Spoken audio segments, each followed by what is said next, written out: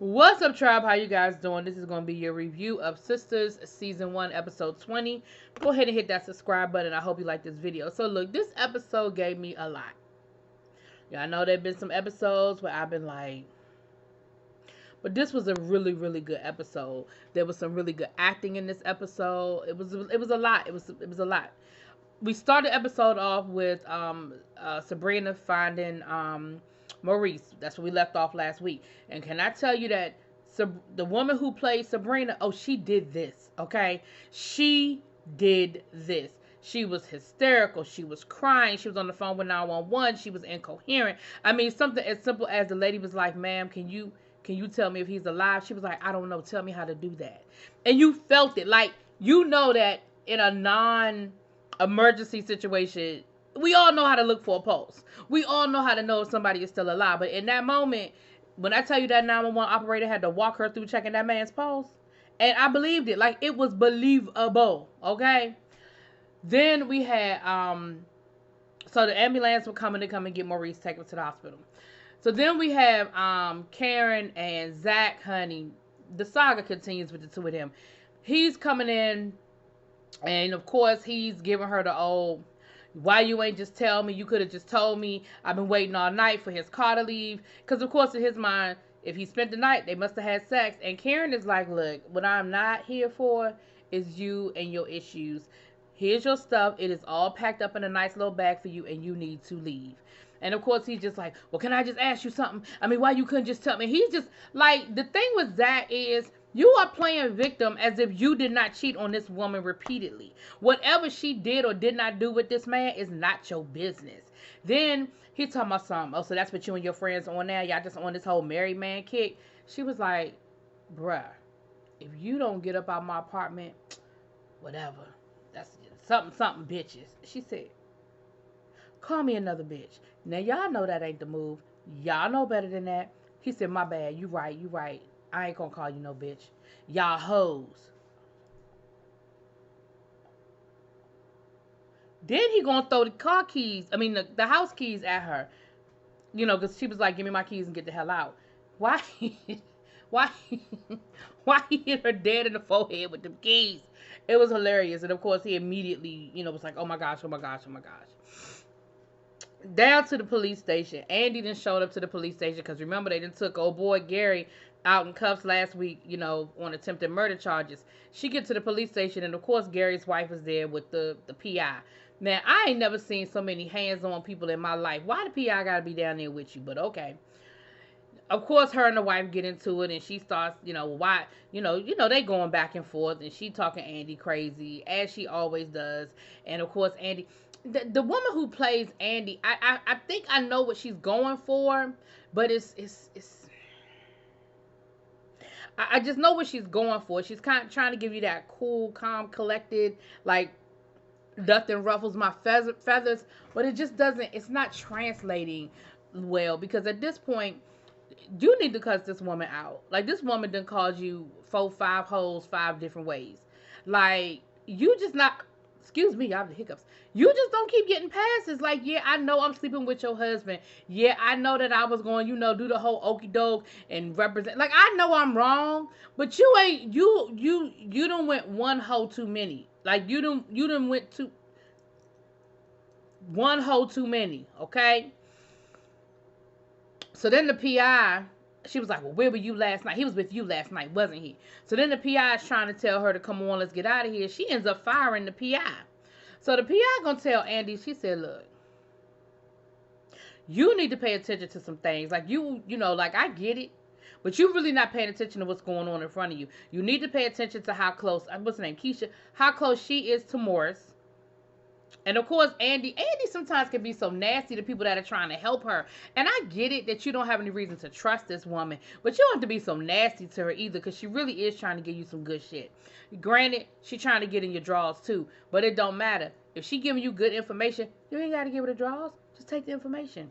So the woman ends up telling her, like, look, you need to call these people. Now, she just conveniently just so happens to have these 3 names written down on a piece of paper, which tells me that at some point in time, she was planning on giving Andy this information anyway. It just so happened that she was able to give it to her in this moment. And she gonna tell Andy, You need to go, you need to contact these people because they got what you need. Like, they're going to give you the information you need. And of course, Andy was like, well, who are they? What do they want? She was like, I just told you to call them. They have what you need. So, Andy was like, well, why should I trust you? You just want to get in my pants. She was like, is it working? Andy said no. She said, all right, whatever. Well, that's still the information you need. And if you ever need a PI, call me. Andy told me something, I won't. I mean, you might need a PI. She was good enough to find you. Anyway. So then she goes in the back to talk to Gary because, of course, she done told him that she's Gary's lawyer. For I guess until they take your they revoke your license, honey. I guess you are still somebody's lawyer. You ain't got no job. You might as well represent Gary's ass. So she gonna get back there and tell Gary, look, we're gonna try to get you some bail. I got a judge that I know. Now here's the thing. Every lawyer that I know a judge, regardless of in what capacity, regardless of how, what, when, where. Like in your job, if you are, I mean, even if you're a corporate attorney, you know a judge. Like you just, it's the minute she said that, he got a whole attitude, and she was like, "What? I mean, well, how well do you know him? I mean, why do you know him? I mean, what do you?" Eddie was like, "But, because I'm trying to get your ass up out of here." He was like, "Forget it. I'll just pay my own bill." She was like, "Oh no, you gonna have to pay bail. I'm just gonna try to see if a judge will help you get bail. Like you got this all twisted. The judge wasn't gonna pay nothing, and you are here on attempted murder charges. You gonna pay something. I'm just trying to get you a hearing faster in front of the right person. Like what you thought I was talking about." So then she finally gets him to open up to why he has an attitude. He's talking about something. Well, I mean, Morris just told me that, you was flirting, like insinuating that she was sleeping around with the judges. And he was like, see, that's that bullshit. So she was like, look, you know what? I don't have the energy for this. I gotta go. So now he's talking about something. Well, don't be mad. I mean, I'm just saying, like, she said, but you're insinuating, but you're asking me like you believe him. Like, really, first of all, after all of this, you still believe anything that's coming out this man's mouth? Like, even if you believed him in that moment, have you not seen that this person is not a trustworthy person and we shouldn't be listening to him? Like, you still believe in what he's saying over me? Like, really, dude? Like, you really questioning my ethics? And she said, you acting as if I'm not smart enough to be a lawyer on my own. Like, I need to sleep around. I need to sleep my way to the top. So, Gary, you just keep putting your damn foot in your mouth. So, I guess at some point, Andy then went and talked to the ladies, right? I'm gonna go in and just knock these people out the way. I guess at some point Andy then went and talked to whoever's name was on that list. I shouldn't say ladies. I'm assuming it was probably 3 other women that either he raped or tried to rape or something like that. So Andy goes to his office and Andy tells him, she said, look, dude, she said, look, the jig is up. And she tried to get a little real raw with him, telling him to sit his bitch ass down or whatever. It just didn't do it for me, Andy. It just didn't do it for me, Andy. I know what you were doing. I know what you were trying to give me, Andy, but it just fell flat, boo. But I got you. But Andy told him, she said, look, this is what you're gonna do. She said, you have a choice. Either you gonna get rid of all of this and you gonna fix this whole situation, or I'm going public. And he was like, whatever, he trying to call her bluff. She was like, so you think I'm playing with you? Like, I'm not. And at this point, people, what your mama always tell you, you don't never mess with somebody that don't have nothing to lose. At this point, Andy has nothing to lose, so she has no reason not to do what she's saying she's going to do, because you already threatening to disbar her. She done already lost her job. Her boyfriend, I don't know who he is, whatever, is about to go to jail for attempted murder charges. You done tried to rape her. Like, she has no reason to not go through with whatever she's saying she's gonna go through with. So she says enough, I guess, for him to know that she knows, and he knows what he done. So she said, so you have a choice. Either you gonna end all of this, And he was like, fine, I'll get her to drop the lawsuit. She was like, and he said, fine, okay, we won't go to the bar. She said, and he was like, and what else? And drop the attempted murder charges. He was like, oh, you really like this dude. Like, you are going to use some of your capital on him instead of worrying about you. Like, you really like this dude. She said, don't worry about that. That don't have nothing to do with you. You just do all of that. You're going to drop the charges. You're not going to the bar, and y'all going to drop this damn lawsuit against me. He was like, all right, which tells me that she must really have some good stuff on him. He says, all right. He said, but you need to drop the charges against me too. So she said, okay, that's fine. We can, and it'll all be a wash. She said, but let me ask you, were you really gonna rape me? He was like, nah. I mean, I was drinking, you were drinking. She said, no, no, no, no. I had a glass of wine. You were doing coke. Those are two totally different situations. And I think you were serious. Like, I don't think this was no play. He was like, no, I really wasn't gonna do nothing to you. I really wasn't gonna do nothing to you. So he's got his secretary getting Keisha on the phone, getting the ex-wife on the phone, right? So the ex-wife picks up the phone and he was like, yeah, she gonna answer the phone. Hey, baby. Andy gonna look at him and say, checkmate. Like, yeah, now I see what's really going. Like, I see the whole picture now. So you were sleeping with her the whole time. I was sleeping with the husband. Oh, we playing this game? Okay, cool. So she told him, she said, look, make sure you get all that taken care of. I need it done today. And she rolls out. Okay, so that's them. Let's get down to the hospital, okay? The ambulance is taking Maurice to the hospital. We have Sabrina at the hospital. She goes into the waiting room.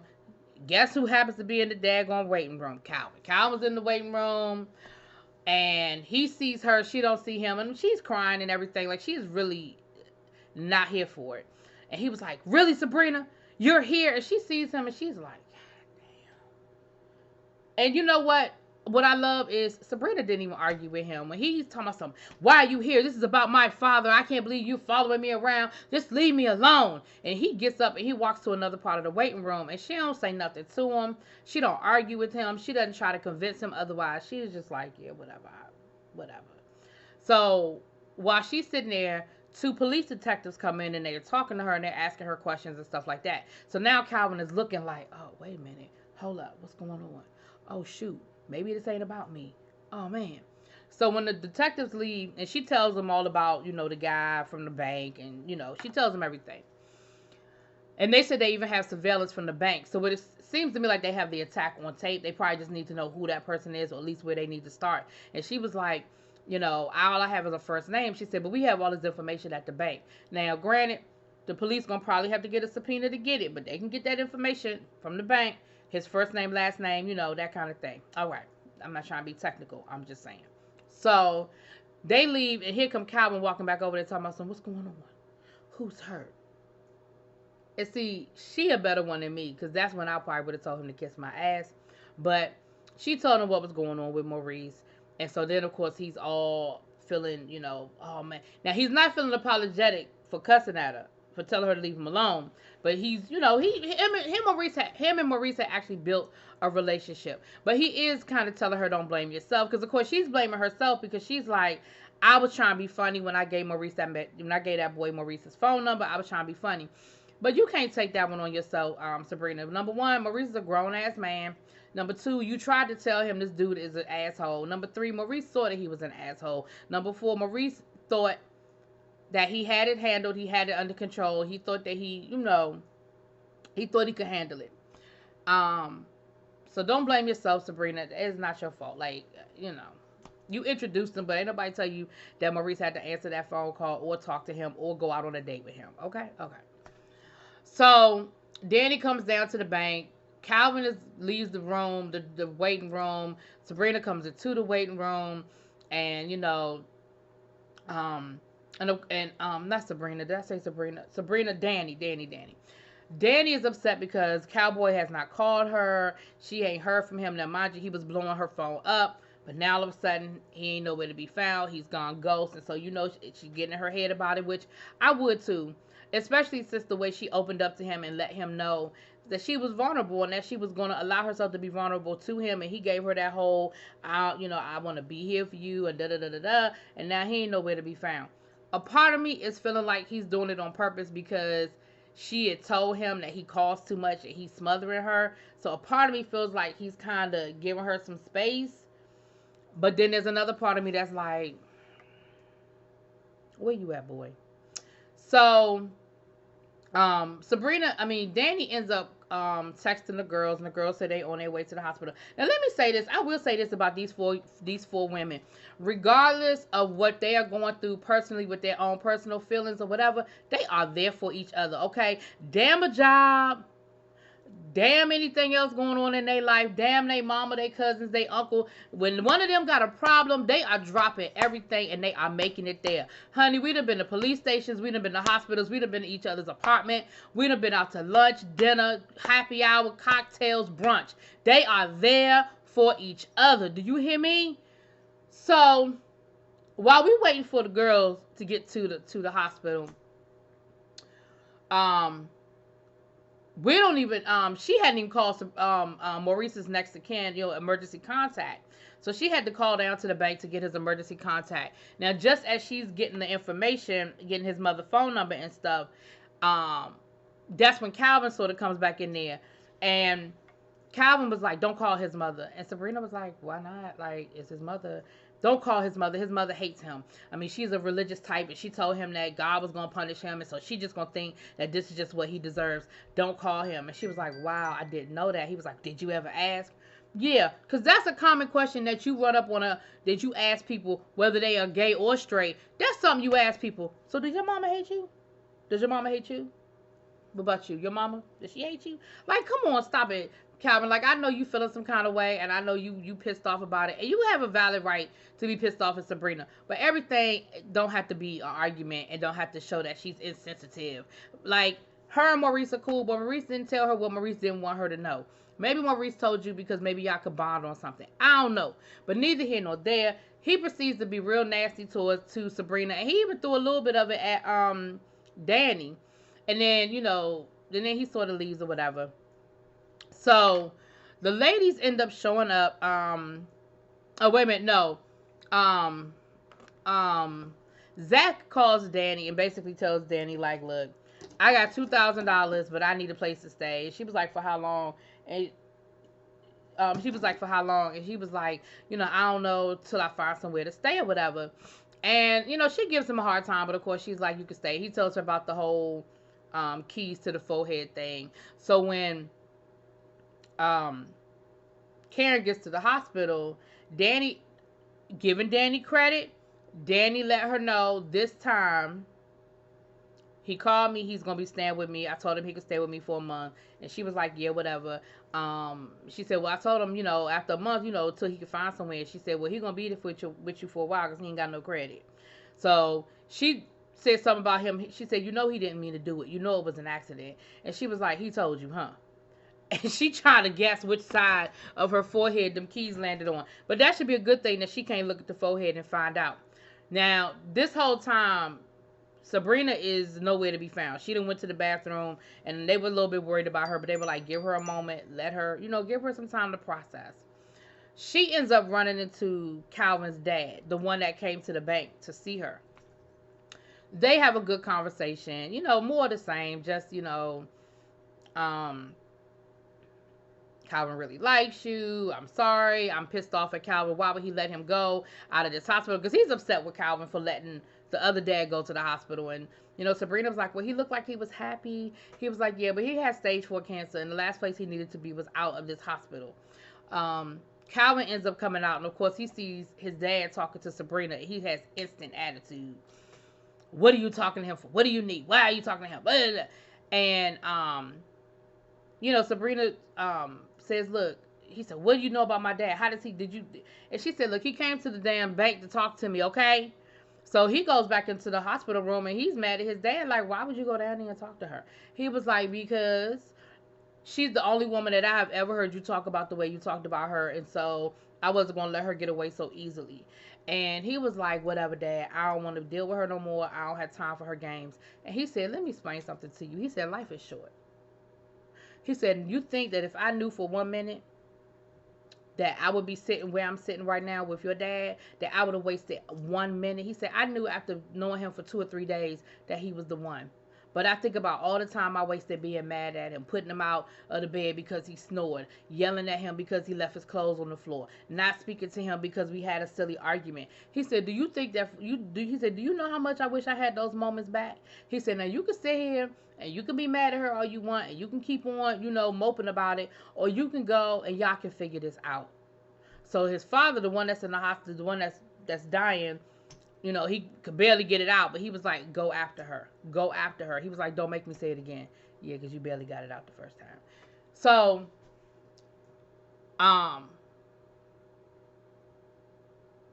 Calvin ends up going after her. I was trying to think his name. I'm trying to do better with these names. So I try to remember the name. Calvin ended up going after her, going to the, she gets to the, not sure where I left off because I had to take a long pause. But I know we're at the hospital with, Calvin's father telling him to go after Sabrina, and I know that they're talking, and they sort of have a moment, and he says, "Look, my father told me, to come and talk to you," and she was like, "I really like your dad, the one that I met, he's cool," and she was like, "Look, I didn't know I was gonna like you as much as I like you. What is it that I need to do so that we can try to fix this?" And he said, "You just got to give me some time." And she was like, "Yeah, that's what your dad said, give you time." And so they sort of have a little bit of a moment. And while that's going on, his father comes stumbling into the waiting room crying and upset. His father's died. The other father, the one that was, sick, he died. So that's pretty much where it ended. I think we covered everything. We still don't know what's going on with Maurice. And, I don't know what kind of HIPAA laws we're going to break. But we ain't broke them yet. Because we don't know what's going on with Maurice. I don't know if he's in surgery. Like, we don't know nothing. We don't know nothing. Danny still ain't heard from the cowboy. Zack is still in his feelings. Andy hasn't talked back to Gary, but she thinks she got that whole situation worked out. I think we covered everything. Y'all let me know what y'all think. Drop it in them comments. Peace.